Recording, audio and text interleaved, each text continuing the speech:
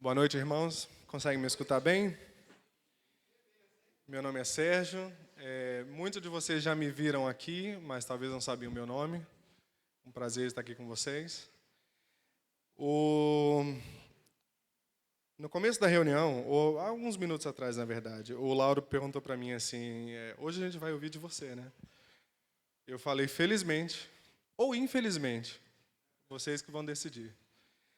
Mas eu gostaria de falar o seguinte,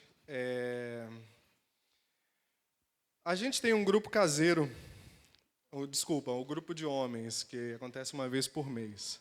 Nesse grupo de homens, eu compartilhei com os irmãos uma palavra sobre dinheiro, sobre qual que é a nossa relação com o dinheiro, ou o que Deus deixou registrado para nós sobre esse assunto, que é um assunto muito extenso. E eu fiz aquela palavra, ficou legal, era grande, demorou 3 grupos de homens, que foram 3 meses, e o pessoal gostou, foi um negócio legal. O Cauado depois falou assim, olha, nesse convite para vir compartilhar uma palavra, eu pensei, pronto, já tem a palavra pronta, é aquilo. Vou dar uma mexida, queria mais falar um pouco mais sobre a relação do cristão com o dinheiro. E enquanto eu comecei nesse período de estudo, que demorou algumas semanas, o Senhor pegou aquela palavra assim, fez assim, ou mais pegou aquela palavra e fez assim, amassou e jogou. Tá, aquilo ali, agora é diferente, vai ser outra coisa. Os princípios daquela palavra não mudam, mas a perspectiva mudou completamente. E eu posso dizer que essa palavra é para mim, e só para mim. Eu precisava dessa mudança, eu precisava dessa transformação na minha mente para essa palavra. E estão aqui algumas coisas que eu escrevi. Primeira coisa, eu queria avisar para vocês que não vai ser uma palavra legal, não vai ser uma palavra divertida, vai ser uma palavra um pouco dura, porque foi dura para mim, foi como eu senti. Então, já estou avisando os irmãos. Essa palavra será dividida em 2 pontos. Queria começar com o primeiro ponto. O primeiro ponto seria o perigo das riquezas. Então, tem algumas coisas que eu escrevi. Tem um famoso pregador chamado John Piper, um pregador americano, muito famoso, que tem uma visão muito sóbria das riquezas. Contrariando o evangelho da prosperidade que a gente escuta, e os irmãos não conhecem isso sobre mim, alguns conhecem, mas eu vi. Obrigado. Os irmãos não sabem, mas eu me converti aos 11 anos de idade. Minha mãe sempre, naquilo que o Renato falou, sempre buscando aquele sentimento de pertencimento. Fomos pulando de igreja em igreja. Paramos por muitos anos na Igreja Universal do Reino de Deus. O evangelho da prosperidade estava incrustado no meu coração e no nosso coração, da nossa família. Aquele negócio, o Senhor quer te abençoar, o Senhor quer te botar aqui, você está aqui, o Senhor vai te colocar ali, o Senhor vai te dar o que você quer. Os seus sonhos, Deus está obrigado a te realizar os seus sonhos. E eu cresci com esse sentimento. Depois algumas coisas aconteceram, minha cabeça foi mudando um pouquinho, mas sempre fica aquele negócio, porque na verdade isso é o que a gente quer escutar, né? A gente quer escutar, a gente quer que alguém diga para a gente que o Senhor vai realizar os nossos sonhos, que o Senhor vai nos colocar ali, que o Senhor vai trazer para nós riqueza, dinheiro, conforto. Mas lendo a palavra do Senhor não é bem assim. Isso é um engano, e é um engano muito perigoso. Qual é o perigo das riquezas? As riquezas, na maioria das vezes, 99,9% das vezes, no seu bolso, no banco, embaixo do colchão, aonde você colocou, 99,9% das vezes, é uma maldição. Não vai te aproximar de Deus. não vai te transformar numa pessoa bondosa. Não vai te fazer generoso. 99% das vezes é uma maldição. Por quê? Mateus 19, 23 e 24.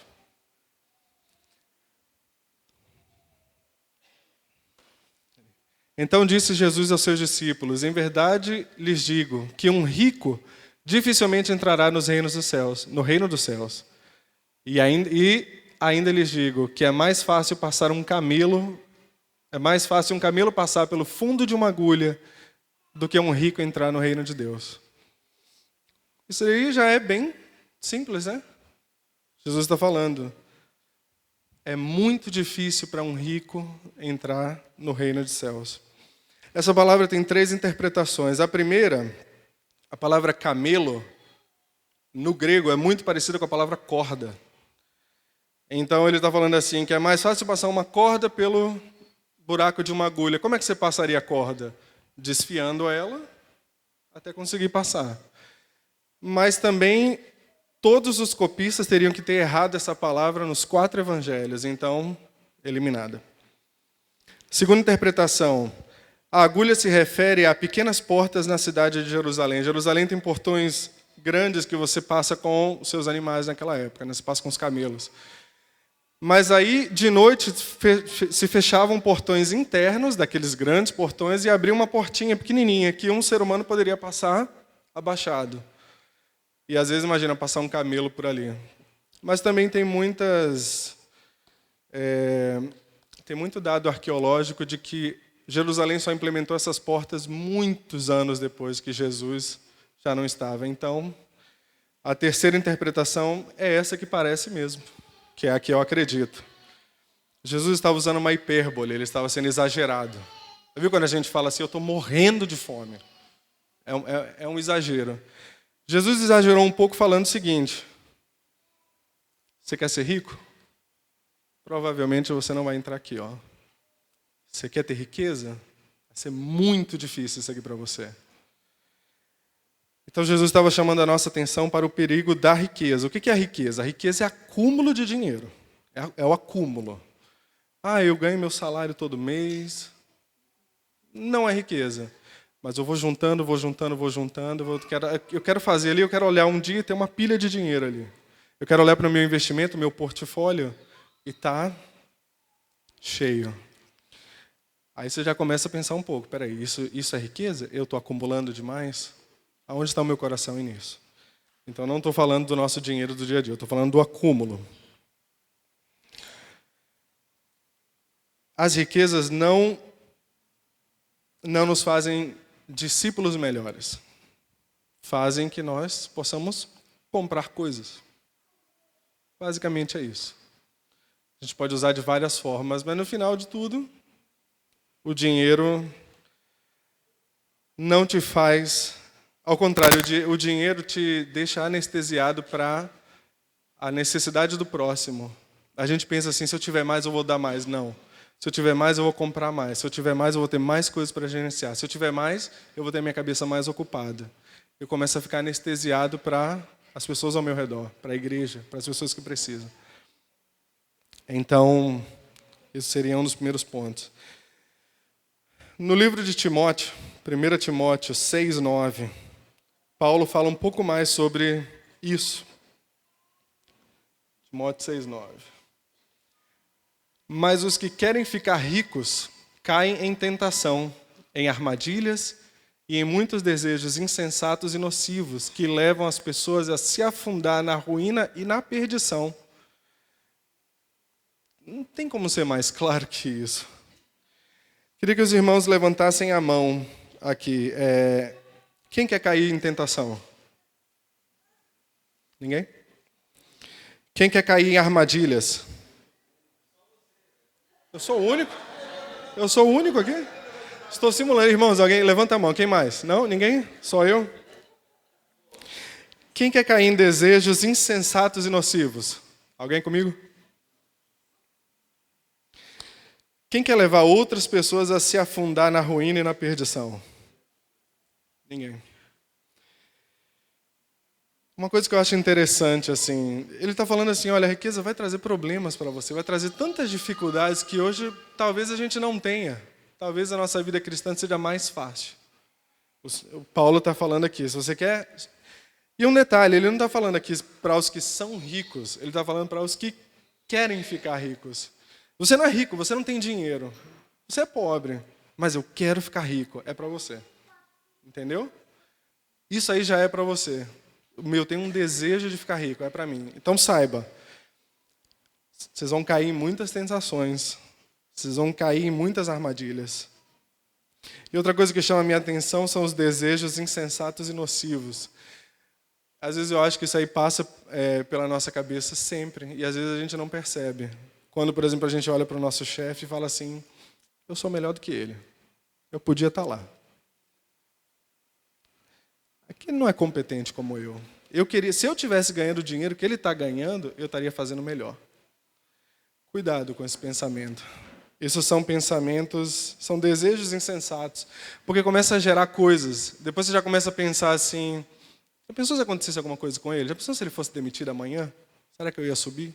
Será que não? A gente se enrola num monte de coisas, mas é porque, primeiramente, nós estamos querendo... É difícil a gente saber se você está querendo ficar rico, se você está querendo ficar com um padrão de vida um pouco melhor. É uma linha muito tênue, a gente vai falar um pouco sobre isso. Então, essa seria uma das armadilhas.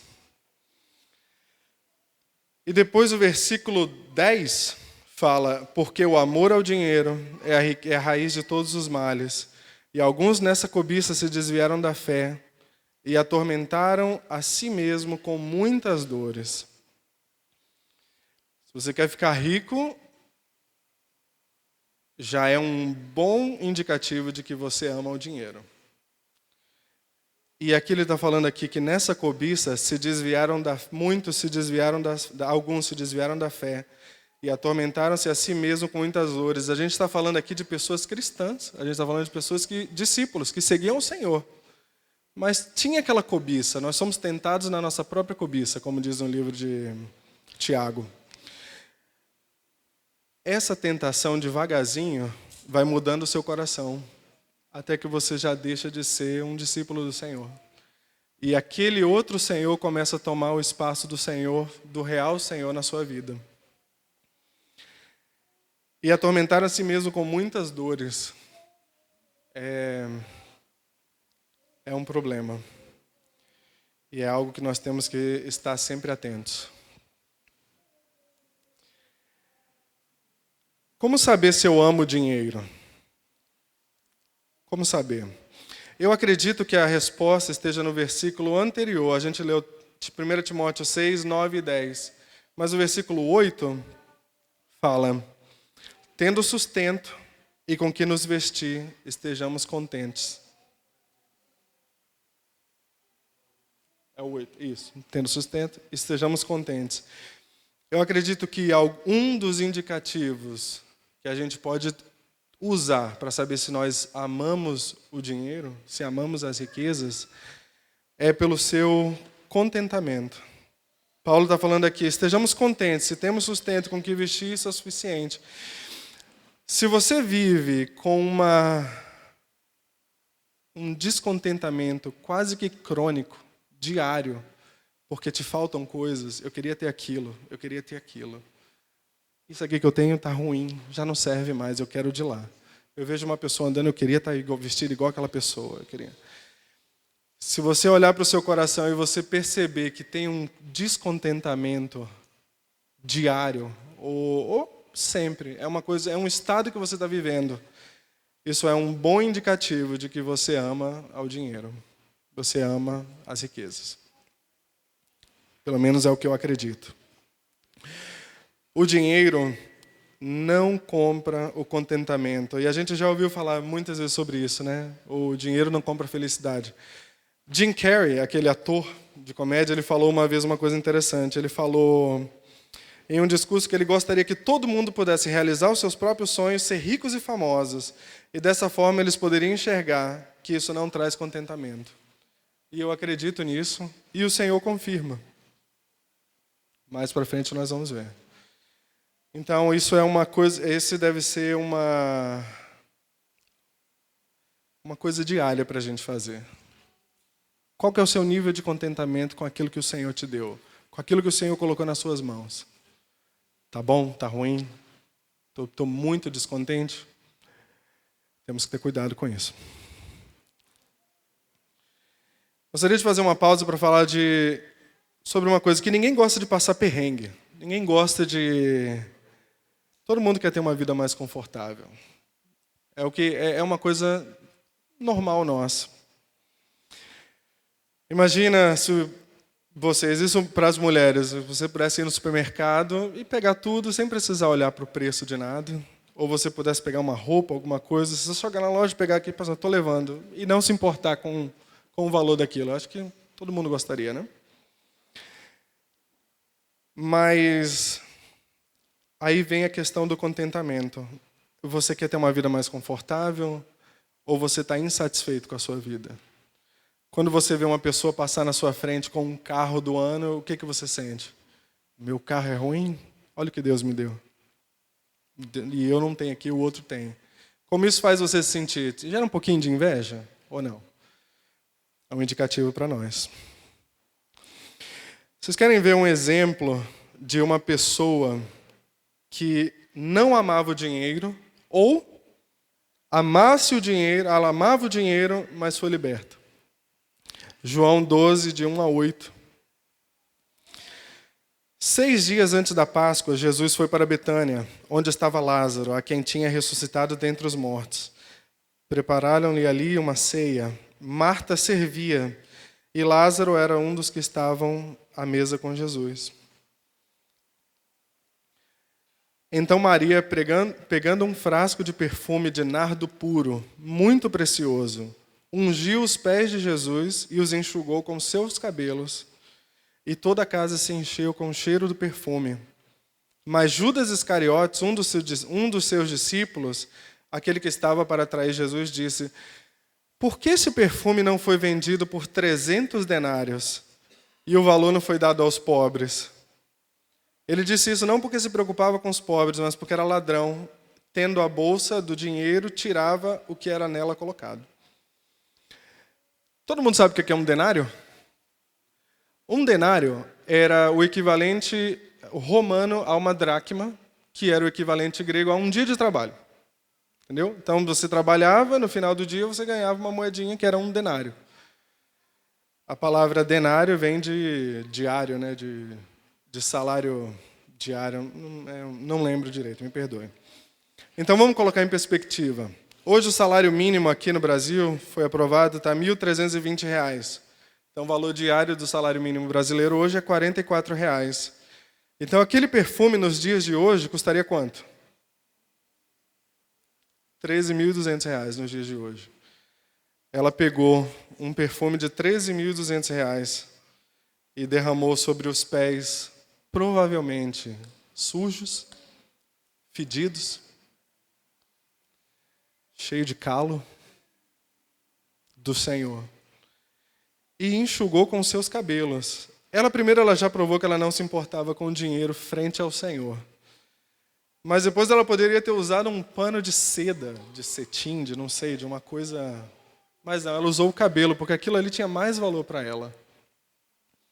Essa é uma pessoa que tem uma atitude muito livre com aquilo que o Senhor deu para ela. Ela teve que trabalhar 300 dias só para aquele frasco de perfume que ela usou no Senhor em 20 segundos, 30. É a atitude do coração. Queria fazer um teste de confiança com os irmãos. Os irmãos, por favor, podem levantar? Todos os que podem levantar, por favor. Queria fazer um teste de confiança. Os homens peguem a sua carteira e levantem para cima. E as mulheres a sua bolsa e levantem para cima. Pode ser? Celular? Quem usa o celular de carteira, pega o celular e levanta. Todo mundo? Agora pega o celular, a carteira ou a bolsa e dá para a pessoa atrás de você. Deixa com a pessoa. Deu?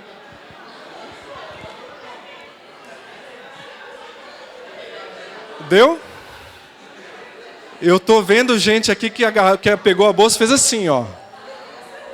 A minha não. Todo mundo? Como vocês estão se sentindo aí? Quem está com medo? Quem está com medo? Quem está com medo da pessoa de trás pegar suas coisas e sair correndo? Não? Tá todo mundo livre? Não tá não, que eu estou vendo daqui, hein? Vocês não estão vendo, eu estou vendo. Pode devolver. Pode devolver. Pode devolver.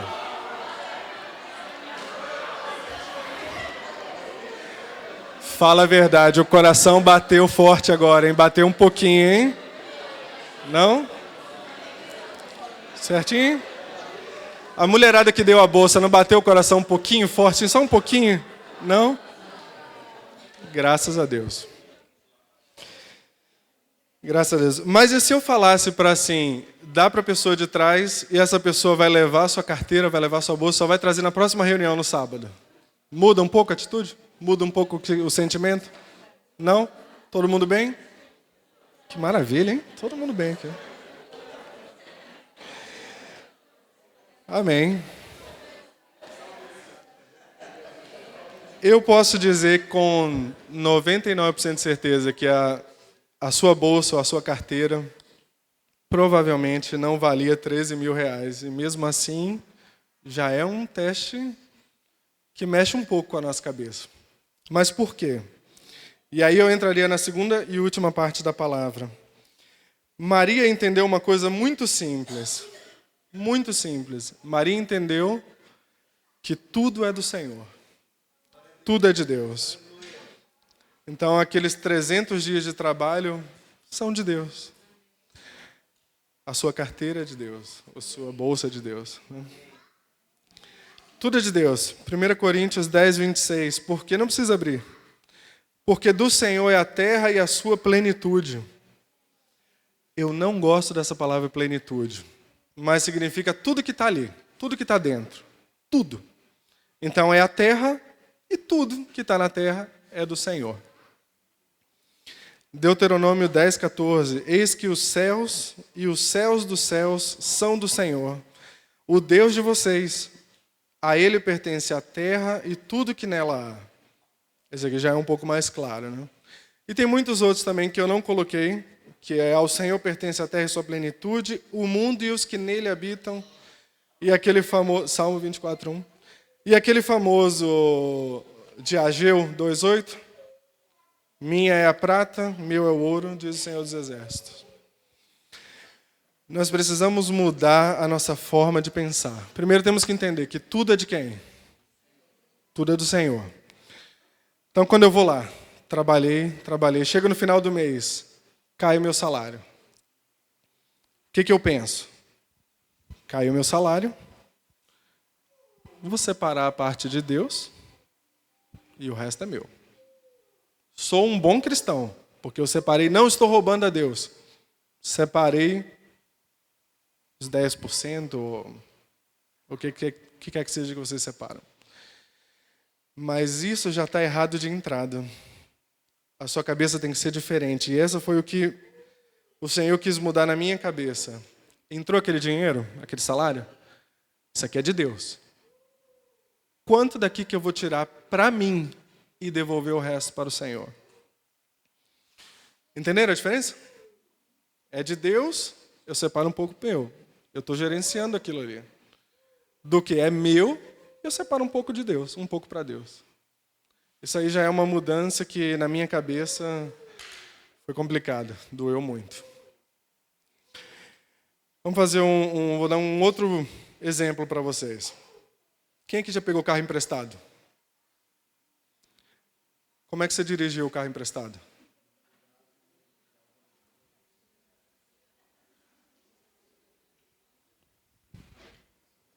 Com muito cuidado, porque não é seu. Mas os irmãos aqui vão entender, aqui, os irmãos dos homens principalmente. Quem já pegou um carro e olhou um lugar aberto, ou um gramado, ou uma rodovia limpa, e você olhou assim, vou pisar agora, vou acelerar, vou rodar, vou fazer cavalo de pau, o que quer que seja. Na minha cabeça já passou. Nunca fiz, mas por que passa isso pela minha cabeça e não passaria se eu tivesse com o carro do Lauro? Porque não é meu. Eu tenho que ter muito cuidado, eu tenho que devolver do jeito que o Lauro me deu. Mas se for o meu carro e quebrar, problema meu, eu resolvo. Assim tem que ser a nossa atitude com aquilo que o Senhor faz passar pelas nossas mãos. Não é meu. Eu preciso ter muito cuidado com isso daqui. E aí entramos na parábola dos talentos, que é uma parábola muito famosa. Eu vou ler rápido aqui para os irmãos. Acredito que todos conhecem, né? Mas, pois será como um homem que, ausentando-se do país, chamou seus servos e lhe confiou seus bens. A um deu 5 talentos, a outro deu 2, a outro deu 1, de acordo com a sua capacidade. O servo que tinha recebido 5 talentos saiu imediatamente a negociar com eles e ganhou outros 5. Do mesmo modo que tinha recebido 2, saiu para negociar, ganhou outros 2. O que tinha recebido 1 talento fez um buraco na terra e escondeu o dinheiro do seu senhor. Uma pausa primeiro. Todo mundo sabe o que é um talento? Um talento era uma medida de dinheiro romana. 1 talento era equivalente a 3.000 denários. 3.000 denários hoje, no dinheiro de hoje no Brasil, seriam 264 mil reais. Então teve um que ganhou 5 talentos, teve um que ganhou 2. E ele saiu, bom, estou cheio do dinheiro, vou negociar e trazer mais para o Senhor. Quando o Senhor retornou, aproximando o que tinha recebido 5 talentos, entregou os outros 5, dizendo, o Senhor me confiou 5 talentos, eis aqui os outros 5 que ganhei. O Senhor, muito bem, servo bom e fiel, você foi fiel no pouco, sobre muito te colocarei. Venha participar da alegria do Senhor. Aproximando o que tinha recebido 2 talentos, disse, o Senhor me confiou 2 talentos, eis aqui outros 2 que ganhei. Então o Senhor disse, muito bem, servo bom e fiel, você foi fiel no pouco, sobre o muito te colocarei. Venha participar da alegria do seu Senhor. Chegando por fim, o que tinha recebido 1 talento disse, sabendo que o Senhor era um homem severo, que colhe onde não plantou, ajunta onde não espalhou, fiquei com medo e escondi o seu talento na terra. E está aqui, devolva o seu talento. Te devolvi, está aqui os seus 264 mil reais. Devolvi. Mas o Senhor respondeu, servo mau e preguiçoso, você sabia que eu colho onde não plantei, ajunto onde não espalhei? Então você deveria ter me entregado o meu dinheiro aos banqueiros, e eu, ao voltar, receberia com juros o que é meu. Portanto, tirem dele o talento e deem a ele, e deem ao que tem 10, porque a todo o que tem, mais será dado, terá em abundância. Mas o que não tem, até o que tem lhe será tirado. Quanto ao servo inútil, lance-o para fora, nas trevas, e ali haverá choro e ranger de dentes. Tem muitas coisas para falar dessa parábola. Primeira coisa, de quem que era o dinheiro? Do Senhor.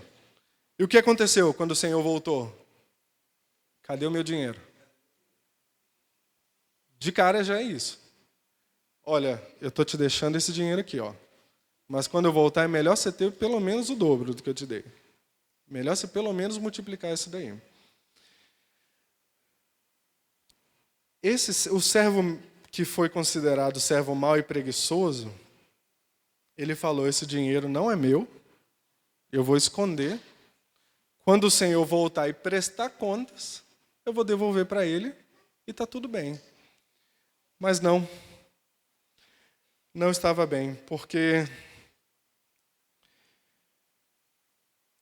aquilo que o Senhor colocou nas suas mãos, que colocou nas nossas mãos, nós temos a obrigação de, 1, multiplicar, e 2, não esquecer de quem que é.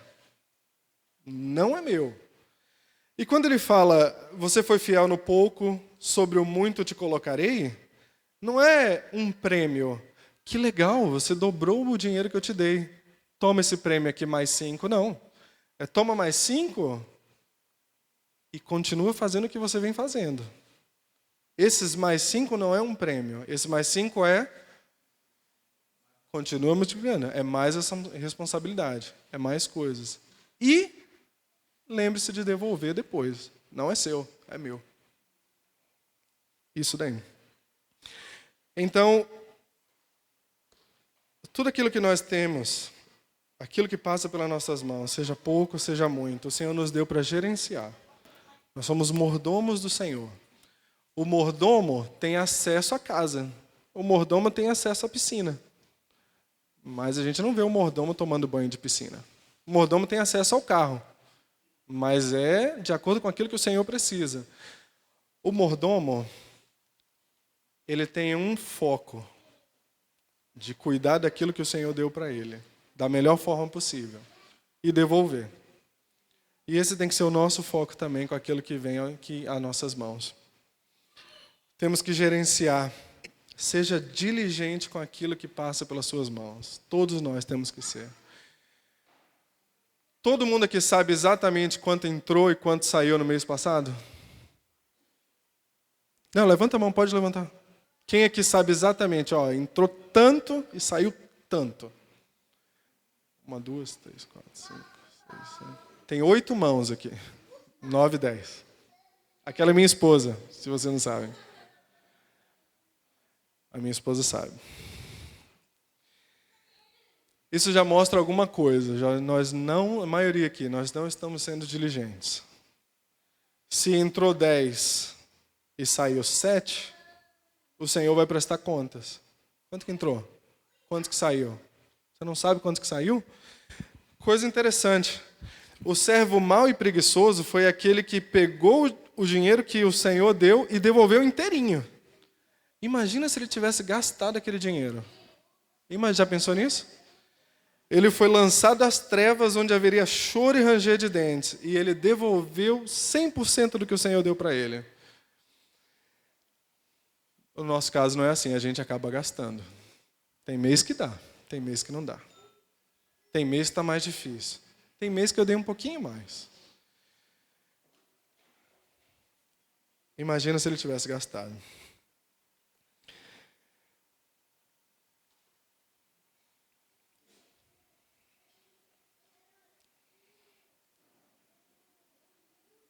Temos que agir como mordomos do Senhor. Sempre preparados para prestar contas e preparados para gerenciar ou gerir, não sei, da melhor forma aquilo que passa pelas nossas mãos. E como que é isso? O que eu devo fazer com o meu dinheiro? Então, eu tenho que pegar o meu dinheiro, separar para mim um pouquinho, pegar o resto e trazer para o altar da igreja. É isso? Mandar para o Pix do Lauro? Não? O que a gente tem que fazer com o nosso dinheiro? Qual que é? No meu ponto de vista, no que eu entendo da palavra do Senhor. Isso aqui que eu vou passar para vocês não é uma lista de prioridade. Primeiro faça aquilo, segundo faça aquilo. Não. São coisas que eu acredito. 1 Timóteo 5,8. Se alguém não tem cuidado dos seus, especialmente os da própria casa, esse negou a fé e é pior do que o descrente. Então, uma das coisas que a gente tem que fazer com o nosso dinheiro é cuidar dos nossos, cuidar da nossa família.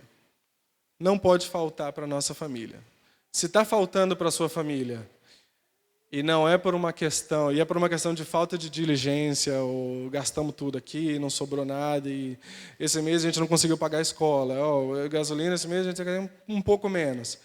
Mas por uma questão de falta de organização, uma questão de não saber realmente gerenciar isso, então não estamos cuidando bem dos nossos. Nós somos pior do que o assassino que está lá fora, fazendo todo tipo de descrência, posso colocar assim. Então, primeira coisa, ou uma das coisas, cuidem dos seus. O que é cuidar dos seus? Não pode faltar. Não pode faltar comida. Não pode faltar... Tem situações que nós passamos por um deserto na nossa vida. Acontece. Mas dentro daquilo que você pode, cuide dos seus. Vou dar alguns exemplos do que é cuidar dos seus, já com a minha visão. Não pode faltar... A conta de luz está paga. Não faltou comida. Está tudo bem. separei um pouquinho daquele dinheiro, coloquei no investimento. Não estou querendo ficar bilionário, mas eu estou pensando também no futuro dos meus.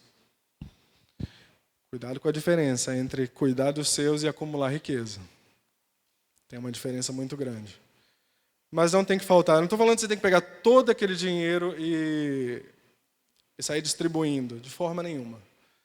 Cuide dos seus. Cuide também dos seus irmãos na fé.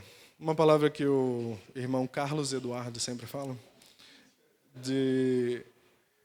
Quando estava Jesus e chegou os discípulos falando: Senhor, está aqui sua mãe e seus irmãos. E ele falou: quem são minha mãe e meus irmãos? Minha mãe e meus irmãos são aqueles que fazem a vontade do meu Pai.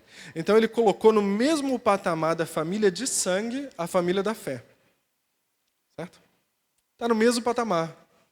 Então cuide dos seus. Cuide dos seus de sangue, cuide dos seus irmãos da fé. Assim você estaria cuidando da igreja. Cuide também para o avanço da palavra do Senhor. Nós recebemos uma graça enorme, que não era merecida. Tem muita gente aí fora que precisa dessa graça. Cuide com isso. Cuide dos pobres. O Senhor falou em inúmeros versículos. Cuide dos pobres. Tem até aquela parábola da pessoa que saiu convidando pessoas na cidade para a festa e ninguém queria vir. Ele falou: não chama todo mundo, chama o mendigo, chama o bêbado, chama o que está ali, chama todo mundo, traz eles para a festa. Essa é a atitude do Senhor. O Senhor trouxe os pobres em espírito e os pobres financeiramente falando, para se tornarem heróis da fé e se tornarem pessoas que, através deles, o Evangelho chegou a nós. Cuide dos pobres. Seja bem generoso. Abençoe as pessoas ao seu redor. Sirva a igreja do Senhor com aquilo que passa pelas suas mãos. Em Atos 2:44, está tudo bem? Vocês já estão cansados? Está dando para entender? Alguém tem alguma pergunta? Não? Tá bom. Atos 2:44, 45. O irmão Carlos Eduardo falou sobre isso também na pregação passada. Todos os que criam estavam juntos e tinham tudo em comum. A gente está falando aqui da primeira igreja, da igreja primitiva. O Senhor ressuscitou, ficaram os discípulos e a igreja começou ali. E olha como eles viviam. Todos os que estavam juntos e tinham tudo em comum. Vendiam suas propriedades e bens, distribuindo o produto entre todos, à medida que alguém tinha necessidade.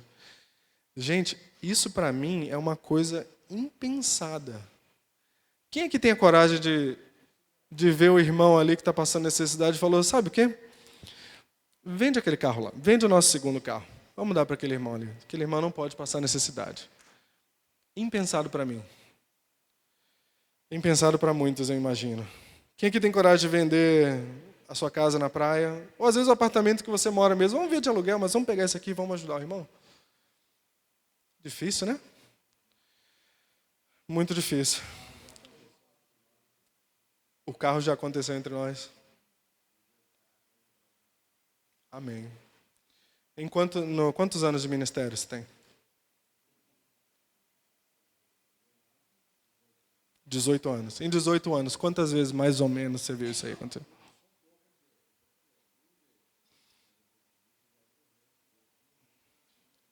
Com certeza.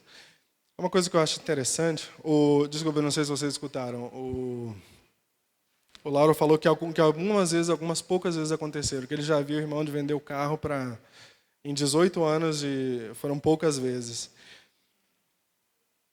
Tem alguma coisa que não está batendo. Porque na época ali da igreja primitiva, ninguém passava necessidade. Não era esporádico. A gente está falando de um momento no tempo em que o mundo vivia em extrema pobreza. Literalmente, se você não fosse, às vezes, pescar, você não tinha o que comer. As pessoas que não tinham que vestir tinham 1, 2 roupas, que era aquilo que ficava. Era uma coisa de pobreza absurda, muito maior do que a gente tem hoje. Mas dentro de toda aquela pobreza, tinha um grupo que ninguém passava necessidade. Todo mundo tinha comida todas as noites. Todo mundo tinha o que vestir.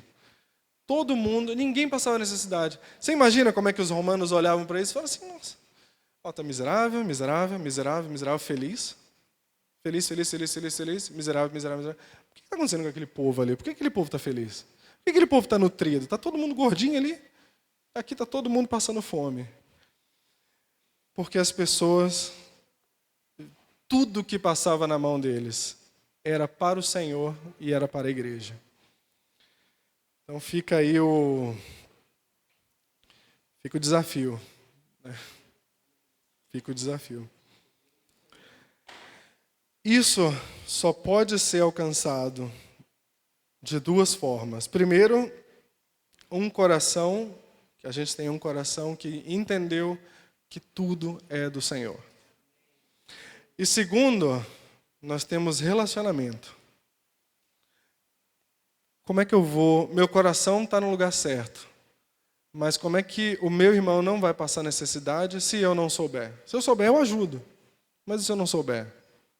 Então, falta relacionamento. Uma igreja unida, todos conhecem a vida um do outro. Separando por grupos, né? Então, você acaba conhecendo a necessidade do seu irmão. E o seu irmão conhece a sua necessidade. E nisso, nos ajudamos em igreja. É interessante que eles, muito antes de existir os maçons, os cristãos já faziam isso. Todo mundo aqui conhece a fama do maçom, né? Eles se ajudam entre eles. Todo mundo ali é rico, todo mundo tem dinheiro. E é verdade. Os judeus faziam um pouco, mas o Senhor trouxe mais, né? Mas nós, os cristãos, não. Nós não fazemos. Quero contar uma história para vocês. Essa é uma história real.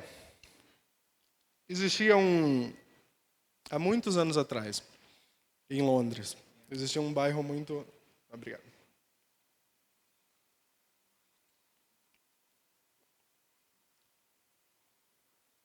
Um pai de família pediu ajuda para um jovem missionário. Ele falou assim, olha, a minha esposa, ela tá para morrer. Eu fui na igreja católica, eles falaram que para fazer a última oração, para entregar o corpo, entregar a alma, eles cobravam tanto. A gente não tem esse dinheiro. Então foi no jovem missionário que não ia cobrar nada por aquilo. Quando esse jovem missionário entrou na casa desse pai de família, era um bairro muito pobre. Ele se deparou com a seguinte cena. Era uma casa muito simples, muito suja, várias crianças na sala, um bebê de 3 dias no chão e a mãe, que tinha parido há 3 dias atrás e já estava nas últimas. Ia morrer. Então, aquele jovem missionário tinha no bolso dele o que seria equivalente hoje a R$50. Os irmãos que conhecem algum missionário sabem que a vida de missionário não é fácil. Você vai com o bolso vazio e o Senhor que cuide. Não é fácil. Tem muitos missionários em muitos países passando fome, numa situação precária, por puro amor à obra do Senhor. E ele era um deles. Ele tinha equivalente a R$50 no bolso, nos dias de hoje. Então ele começou a falar para aquela família que o Senhor é bom, o Senhor vai cuidar de vocês. O Senhor pode transformar essa situação. E Deus começou a falar no coração dele assim, hipócrita. Você está falando que eu sou bom? Você tem R$50 no seu bolso, você está vendo que eles estão com fome e você não está fazendo nada. E ele acolheu a cabeça e falou assim, não, deixa para lá. É tudo que eu tenho. Se eu desse R$50, aí sou eu passando fome. Continuou naquela coisa, então quando foi fazer a oração final, ele estava orando, o Senhor começou a falar mais forte. Aí foi que o Senhor falou, você ora por essa família, dizendo para essa família confiar em mim. Só que você não confia em mim. Porque se você confiasse, você saberia que se você der os seus 50, eu vou prover para você. Mas você não está fazendo. O Senhor falou forte até que ele decidiu dar aquele dinheiro, deu aqueles R$ 50, eles compraram aquela comida muito simples para aquela noite. Imediatamente o pai saiu pela porta, comprou aquela comida, trouxe para casa, comeram. Aquela comida fez recuperar as forças de uma mulher que tinha parido, que não tinha forças e não tinha comida. Então, na verdade, esse era o problema. Ela já há muitos dias sem comer. E aqueles R$ 50 salvou a vida dela, salvou a vida da família. Aquela família se converteu ao Senhor. Com o que eu quero falar sobre isso? Entre irmãos, nós temos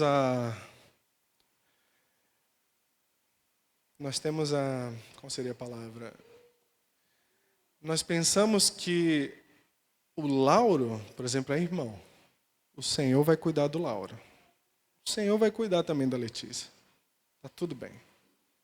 O Senhor vai cuidar do Rafael. Não tem que fazer nada pelo Rafael, porque o Senhor vai cuidar.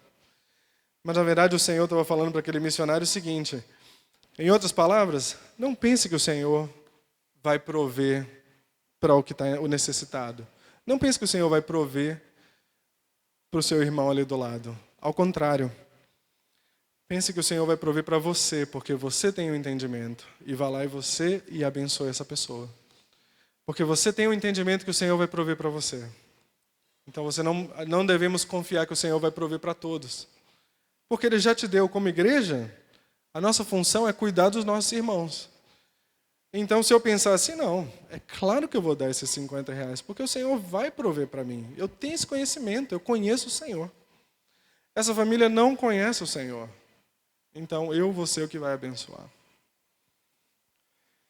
No livro de 2 Coríntios, no capítulo 8, fala sobre os irmãos da Macedônia. Fala assim: também, irmãos, isso era uma carta de Paulo. Também, irmãos, queremos que estejamos informados a respeito da graça de Deus que foi concedida às igrejas da Macedônia. Porque no meio de muita prova e tribulação, manifestaram abundância de alegria e a profunda pobreza deles transbordou-se em grande riqueza de generosidade. E Paulo dizia: porque eu posso testemunhar que na medida das suas posses, e mesmo acima delas, eles contribuíram de forma voluntária, pedindo-nos com insistência a graça de participarem dessa assistência aos santos. A gente está falando de uma igreja pobre que eu imagino, isso aí sou eu que estou falando, eu imagino que as outras igrejas até deviam pensar assim: olha, a gente precisa levantar um dinheiro. Aqui a gente está falando de dinheiro. Tinha que mandar dinheiro para uma outra igreja que estava numa situação crítica. Olha, a gente tem que mandar dinheiro para aquele povo lá. Temos que abençoar. Nem fala com a galera lá da Macedônia, deixa eles lá, porque tem uma pobreza, não tem nem para eles, vai ter para abençoar. Mas aí Paulo fala que os irmãos da Macedônia, pedindo-nos com insistência, queriam participar da assistência aos santos. Na medida das suas posses, com o que eu tenho, e acima delas, com o que eu não tenho, ou com o que, na verdade, com o que eu não poderia dar, eu vou participar. Porque o que eles entenderam? Que tudo é de quem? Tudo é do Senhor. Então, aqueles irmãos, se precisasse tirar aquele lazer, se precisasse tirar o iFood de hoje, precisasse tirar, quero trocar o meu colchão pelo colchão Super Smart, eles fariam, porque eles entendiam que tinham pessoas que precisavam do Senhor, que precisavam de dinheiro, e eles estavam prontos. Como?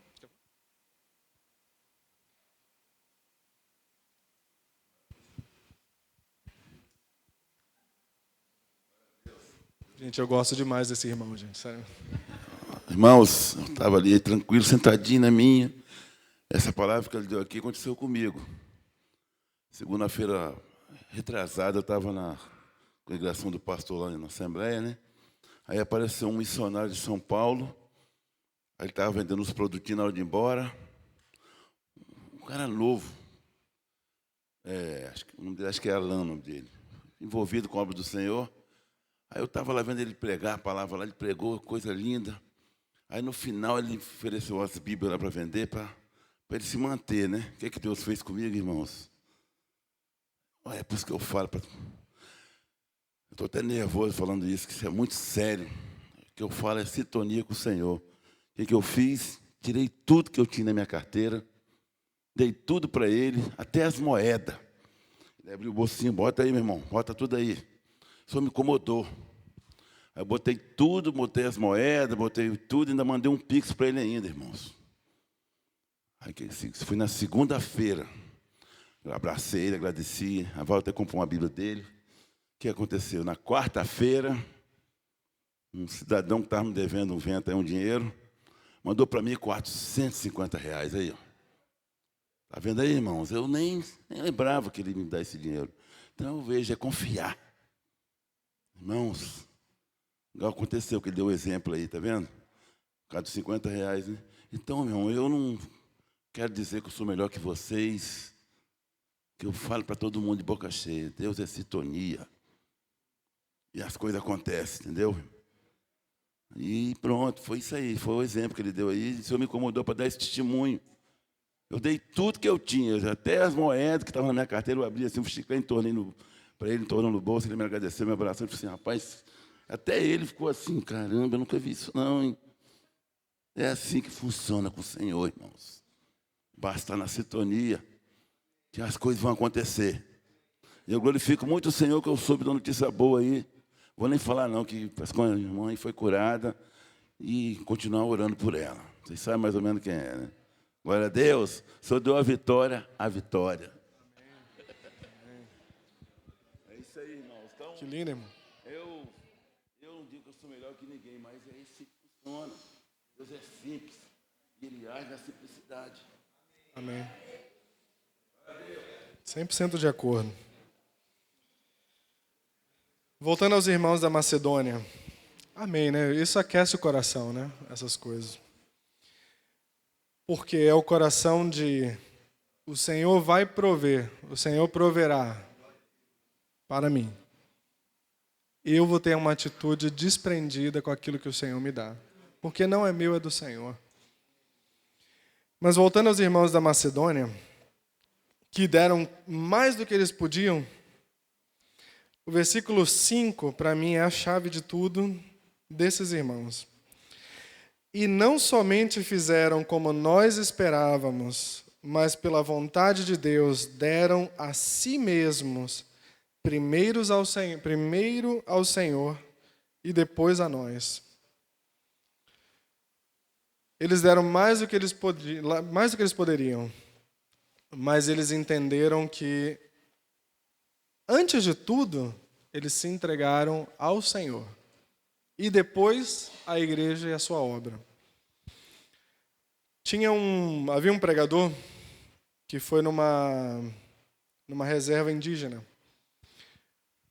para pregar para alguns índios nessa reserva. Ele foi, pregou, fez aquela reunião. Alguns índios ficaram meio assim, outros ficaram... Aquilo tocou mesmo. Mas aquilo tocou muito a um dos índios. Terminou a reunião, o índio saiu correndo para a tenda dele, trouxe um cobertor. Chegou para o pastor. Pastor, índio dá cobertor. Pastor, por quê? Índio tem que dar alguma coisa para Deus. Índio dá o cobertor. E o pastor falou, amém. Graças a Deus. Aquele índio voltou para a tenda dele e continuou com aquele negócio no coração dele de que ele não estava dando o suficiente. Ele voltou, índio, pastor, índio, dá rifle. A arma que ele usava para caçar, índio dá rifle. Pastor, amém. Graças a Deus. O índio voltou para a tenda dele, mas aquele negócio não passava. Tem que dar alguma coisa para Deus. Esse Deus que ele está falando. Então o índio voltou ao pastor, falou, pastor, índio, dá cavalo. O pastor olhou, amém. O índio voltou para a tenda dele. E aquilo não passou. Continuava no coração dele que ele não estava dando o suficiente. Até que ele voltou e falou, pastor, índio, dá índio. O que ele entendeu é que ele não eram as coisas que o Senhor queria, mas o Senhor queria que ele se entregasse. E ele se entregou. Mateus 6:19 ao 21. Mais uma vez o Senhor falando. Não acumulem tesouros sobre a terra, onde a traça e a ferrugem corroem, e onde os ladrões escavam e roubam.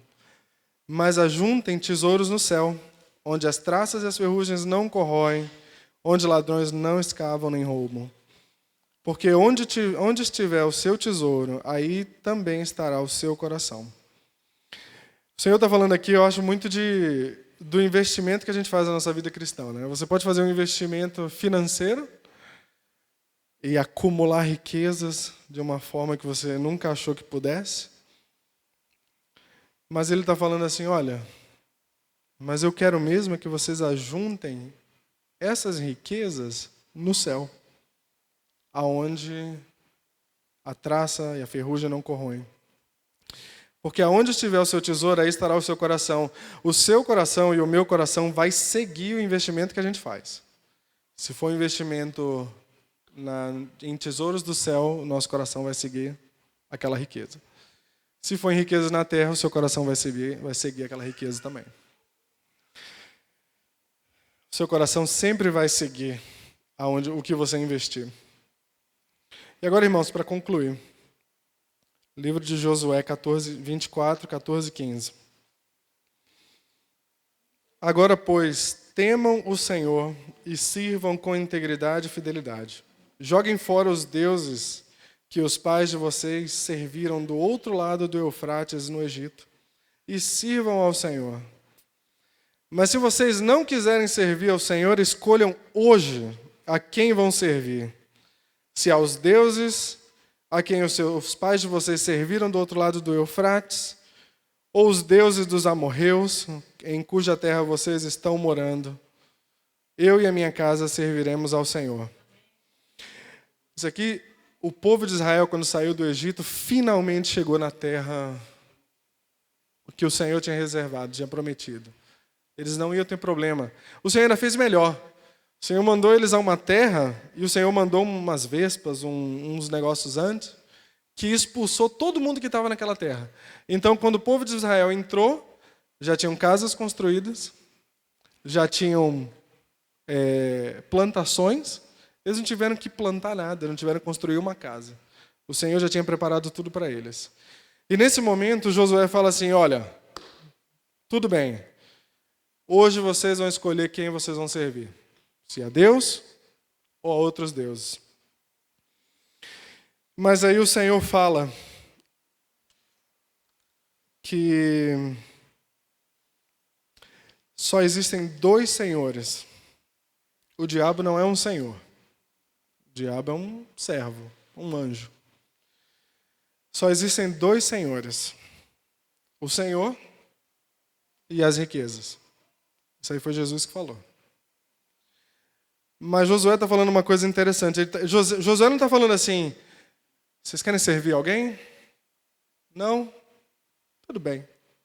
Quer servir a Deus? Legal. Não quer servir? Tudo bem.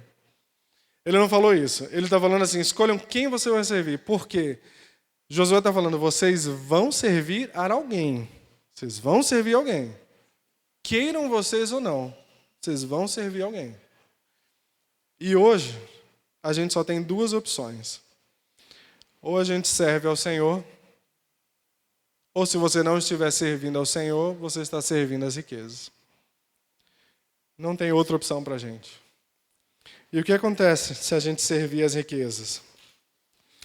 Tem um pregador muito famoso no Brasil, César Cornelian. Não sei se os irmãos já tiveram a oportunidade de ouvir eles. Ele fala que o dinheiro é um ótimo servo, mas é um péssimo patrão. Eclesiastes 5:10 fala assim, quem ama o dinheiro jamais se fartará de dinheiro. E quem ama a abundância nunca ficará satisfeito com o que ganha. também isso é vaidade. Se a gente escolher hoje não servir ao Senhor e servir ao dinheiro, a gente vai viver uma sede constante de mais dinheiro. Porque o Senhor já está falando aqui que quem ama o dinheiro jamais se fartará, nunca vai ser suficiente. Ah, mas eu só queria um carro novo. Aí você usou aquele carro novo, 2, 3 anos. Queria outro carro novo. Já estou cansado desse. Usou mais um pouquinho. Agora eu acho que eu queria um outro. Acho que eu quero uma moto, uma Harley. Andou na Harley. Acho que agora eu quero uma... sei lá, uma Honda? Não sei. Nunca é. Tem uma roupa que eu amo. Eu usei 2, 3 anos. Quero uma outra agora. Porque não é uma questão, é uma questão natural nossa. A gente sempre quer mais. Só que se você servir esse, você sempre vai continuar querendo mais. Nunca vai ser suficiente. Sempre você vai viver no descontentamento. Então tudo isso é para falar aos irmãos o seguinte: sirvamos ao Senhor. Vamos entregar nossa vida ao Senhor. O Senhor é uma fonte de água viva que jorra, e todos que tomam dessa água estarão satisfeitos para sempre. Olha a diferença. O Senhor te dá uma água que você nunca mais terá sede. As riquezas te dão mais amor pelas riquezas. Espero que os irmãos tenham entendido o que eu falei. Eu falo mais uma vez que essa palavra não é para vocês, ela é para mim. É uma coisa que o Senhor quer transformar na minha vida. E eu espero que o Senhor possa alcançar os nossos corações e nós possamos entender o perigo das riquezas e entender que tudo é do Senhor. Amém? Amém, irmãos. Irmãos, aproveitando o tema, eu queria compartilhar algo que, até quando o Sérgio compartilhou lá no nosso grupo lá sobre isso, foi muito... Eu recebi um conteúdo no Instagram que para mim foi muito edificante. Ele fala assim: poupar é pecado ou é virtude? É uma pergunta complexa, né? Aqui a gente ouviu algumas coisas, né? A gente tem irmãos que lidam com investimento aqui, né? E aí eu vi uma coisa que foi muito didática. Poupar dinheiro é uma maldição que te faz perder sua alma ou uma bênção para cuidar da vida de muitos? Jesus contou uma parábola sobre um homem rico cuja terra produziu em excesso e ele pensou: o que vou fazer com tudo isso? Já sei, vou derrubar meus celeiros e construir outros maiores para armazenar uma grande quantidade de bens e curtir a vida. Um adaptado de Lucas 12, 16 e 19. O homem rico poupou para o futuro, mas Deus o chamou de louco, pois morreria naquela noite, e só havia pensado em seu benefício próprio. Poupar para si riquezas, sem ser rico para com Deus, é um pecado que o fará perder sua alma. Do outro lado, José do Egito estocou trigo durante 7 anos de fartura, e salvou a muitos da fome que atingiu a terra nos 7 anos seguintes. Já pensou se José não tivesse armazenado isso? A comida e poupado aqueles recursos com sabedoria, o que seria do mundo daquela época? Porque José não salvou só o Egito, mas salvou todo o entorno. A história de José revela o princípio bíblico de que, na casa do sábio, há comida e azeite armazenados, mas o tolo devora tudo o que pode. Assim, poupar para o dia mau, para cuidar da família, para não depender de outros e poder ter para ajudar os necessitados, é uma virtude. E aí a frase que para mim eu gravei assim: prudência em poupar é diferente de avareza em poupar. Existe uma linha tênue entre poupar com responsabilidade ou por uma obsessão egoísta. Poupar pode revelar tanto a prudência quanto a avareza do seu coração. Portanto, o cristão deve assumir o seu dever diante da vida, pagando suas contas, sendo um bom mordomo dos recursos em suas mãos, mas jamais vivendo apenas para si, para que não seja chamado de louco por Deus. Então, mas essa frase, sabe, avareza em poupar é diferente de prudência em poupar. Então, que o Senhor revele a nós o propósito daquilo que Ele tem nos dado, né? Porque José ele recebeu um sonho do Senhor, ele recebeu a visão daquilo a interpretação do sonho, e ele, com base naquilo, tomou atitudes no dia de hoje, poupando, por causa do propósito que Deus entregou a ele, por causa do objetivo que aquele poupar dele tinha. Então, que o Senhor revele a nós hoje, né, essa diferença, né, aquilo que temos feito hoje na nossa vida, que é por insegurança do futuro, que é por falta de confiança no Senhor, avareza, ou se é aquilo que nós temos feito porque estamos cheios do propósito de Deus, cheios do conhecimento daquilo que o Senhor tem revelado, e por isso nós fazemos isso ou aquilo.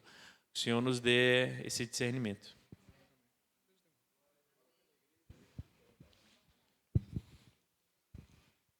Só queria trazer um ponto bem rapidinho.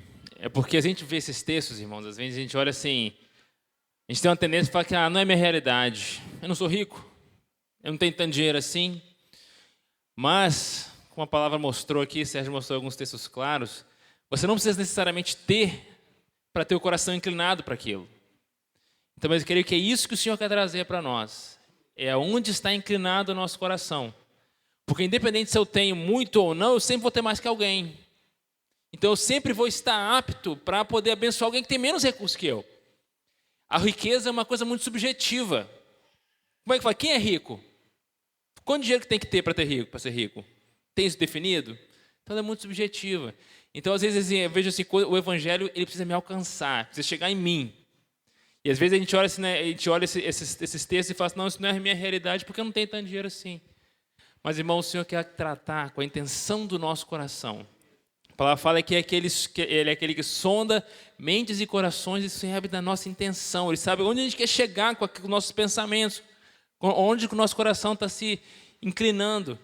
Então, que o Senhor nos dê a graça. Nós necessitamos aprender a usar os nossos recursos para a glória do reino de Deus. E uma coisa que o Sérgio falou aqui que eu acho muito importante, irmãos. Não adianta a gente até ter o coração, mas a gente não conhecer as necessidades. E não tem como a gente conhecer necessidades se a gente se relacionar com o nosso irmão. Então nós precisamos, como é que fala? Aqueles intensos afetos de misericórdia, né? Entranhas, né? Na verdade, aquela coisa assim que, é aquela, meu coração está com o meu irmão ali. Esse é o coração da igreja da Macedônia. Então, irmãos, para que a gente seja apto a ajudar, não adianta a gente ter só o coração, mas a gente não ter a prática. Tiago fala isso, né, que nós devemos ser praticantes, não só ouvintes. Então, só que para a gente praticar com isso, nós precisamos ir para a casa dos nossos irmãos, nós precisamos relacionar, nós precisamos ter conversas intencionais, conhecer a vida deles, nós precisamos quebrar o nosso orgulho de que às vezes nós somos aqueles que estamos necessitados. Então, na igreja em Atos isso acontecia. Às vezes, aquele que estava necessitado, ele pegava, aquele que tinha muito recurso não pegava nada, porque ele estava precisando. Então, isso que o Senhor quer tratar, com a inclinação do nosso coração. Então, que o Senhor nos dê a graça, a gente não se esquivar dessa palavra, porque às vezes a gente entende que a gente não se encaixa na condição financeira daquilo ali. Mas que o Senhor olhe para nós e quebrante o nosso coração e nos leve a essa consciência, onde o nosso coração está indo com relação ao nosso dinheiro. Porque mesmo que eu tenha pouco, mas se eu tenho um pouco, eu posso ser avarento mesmo tendo pouco. Entende? Porque isso é uma questão... O texto fala assim, aqueles que querem ficar ricos. Eles não eram, o Sérgio falou isso aqui. Então, que o Senhor nos dê essa graça, assim, de permitir que a palavra chegue no nosso coração. E que a gente não fique criando situações para entender que não é o meu contexto naquilo ali. Porque isso é uma dificuldade que a grande maioria das pessoas tem. Mas a grande maioria também não sabe que tem. Então, que o Espírito, assim, nos revele isso. E mude nosso coração nisso, em nome de Jesus. Uma coisa que eu não tinha falado, que me veio à mente agora. Todas as vezes que uma necessidade é trazida para a igreja se movimenta, a igreja se move e aquela necessidade é sanada. Mas aquela necessidade só foi sanada porque foi trazida à igreja. Então, irmãos, se você tem uma necessidade, traga a igreja. Vamos ver o que o Senhor tem para você. E, irmão, se você conhece alguém que tem uma necessidade, seja bênção para aquela pessoa. E se você acha que você não pode ser bênção o suficiente para o tamanho daquele problema, ou para o tamanho daquela necessidade, traga a igreja. Traga o seu irmão. Converse com o irmão do seu lado. Nós temos que viver, nós temos que ser família. E viver em família também significa, às vezes, ter que mandar dinheiro para aquele cunhado chato. É família. Mas também para uma pessoa que é do Senhor, mas que a partir de hoje a gente vai pensar o seguinte: Deus proverá para mim. Eu vou ser generoso com aquilo que o Senhor me dá. Amém, irmãos?